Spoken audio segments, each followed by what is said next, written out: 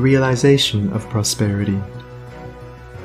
It is granted only to the heart that abounds with integrity, trust, generosity, and love to realize true prosperity.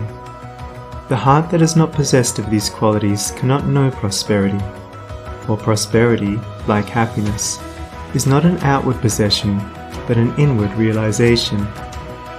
The greedy man may become a millionaire, but he will always be wretched, and mean, and poor, and will even consider himself outwardly poor, so long as there is a man in the world who is richer than himself. Whilst the upright, the open-handed and loving will realize a full and rich prosperity, even though their outward possessions may be small. He is poor who is dissatisfied, he is rich who is contented with what he has, and he is richer who is generous with what he has. When we contemplate the fact that the universe is abounding in all good things, material as well as spiritual, and compare it with man's blind eagerness to secure a few gold coins, or a few acres of dirt, it is then that we realize how dark and ignorant selfishness is. It is then that we know that self-seeking is self-destruction.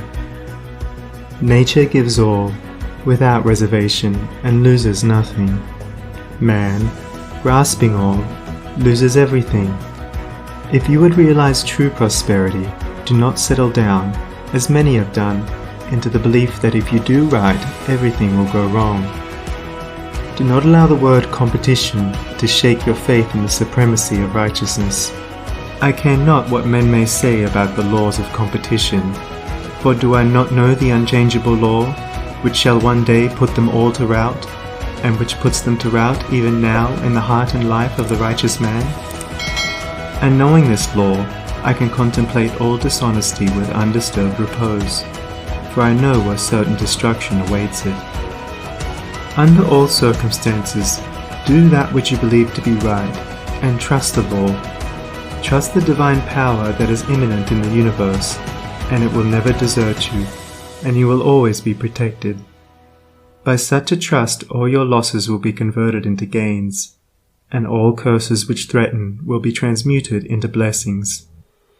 Never let go of integrity, generosity, and love, for these, coupled with energy, will lift you into the truly prosperous state. Do not believe the world when it tells you that you must attend to number one first, and to others afterwards. To do this is to not think of others at all, but only of one's own comforts. To those who practice this, the day will come when they will be deserted by all, and when they cry out in their loneliness and anguish, there will be no one to hear and help them. To consider oneself before all others is to cramp and warp and hinder every noble and divine impulse. Let your soul expand, let your heart reach out to others in loving and generous warmth, and great and lasting will be your joy, and all prosperity will come to you. Those who have wandered from the highway of righteousness guard themselves against competition.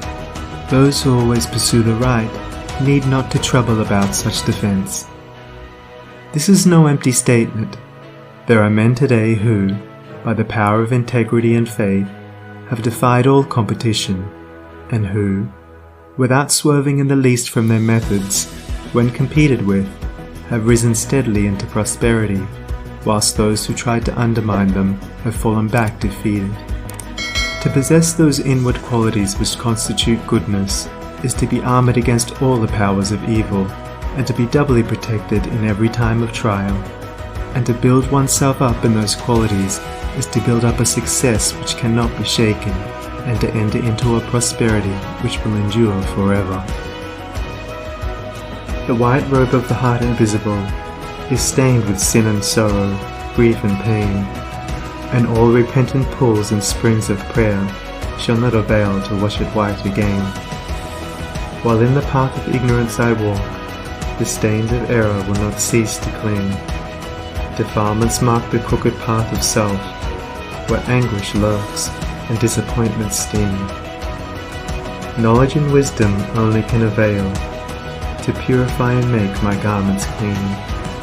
For therein lie love's waters, therein rests peace undisturbed, eternal and serene. Sin and repentance is the path of pain. Knowledge and wisdom is the path of peace. By the near way of practice I will find where bliss begins and how pains and sorrows cease. Self shall depart, and truth shall take its place. Changeless One, the indivisible, shall take up his abode in me, and cleanse the white robe of the heart invisible.